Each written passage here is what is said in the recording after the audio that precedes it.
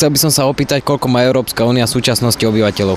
Európska únia má 0,5 miliardy obyvateľov, čo ju radí na 3. miesto na svete po Číne, ktorá má 1,3 miliardy a Indii, ktorá má takmer 1,2 miliardy obyvateľov.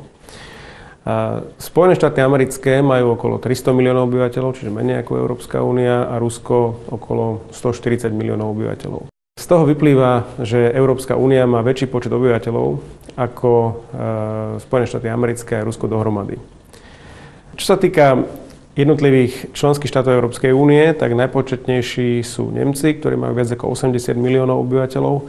Potom nasledujú Francúzi s viac ako 60 miliónmi obyvateľov. No a najmenšou krajinou Európskej únie je Malta, ktorá má okolo 400 000 obyvateľov. Slovensko je čo do počtu obyvateľov porovnateľné s Dánskom alebo Fínskom. V škole sme sa učili, že máme európske občianstvo. Máme vlastne aj slovenské občianstvo, aj európske občianstvo a ja sa chcem spýtať, že odkedy a prečo môžeme mať aj slovenské občianstvo, aj európske občianstvo?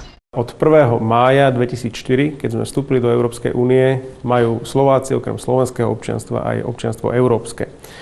Všetci obyvatelia Európskej únie majú aj európske občianstvo.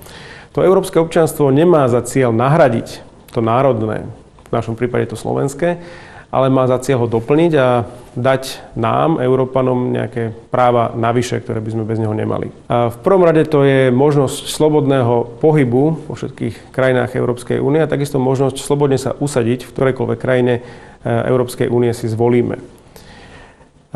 Keď sa už usadíme, dajme tomu, keď sa Slovák usadí v Nemecku, tak získava práva v Nemecku napríklad. Získava právo voliť a byť volený do orgánov miestnych samospráv v Nemecku alebo v inej krajine, kde sa usadí. A takisto môže byť volený a môže voliť aj vo voľbách do Európskeho parlamentu. Ďalšou výhodou, najmä pre turistov a cestovateľov, je, že keď máme nejaký problém v ktorejkoľvek krajine sveta a nie je tam náhodou práve slovenská ambasáda, tak sa môžeme so žiadosťou o pomoc obrátiť na ktorúkoľvek ambasádu akéhokoľvek členského štátu Európskej únie a tá nám musí pomôcť rovnako, ako by pomohla svojmu občanovi. V neposlednom rade nám európske občianstvo prináša právo obrátiť sa so žiadosťami alebo so sťažnosťami na všetky inštitúcie Európskej únie, či už to je Európsky ombudsman, Európsky parlament alebo Európska komisia.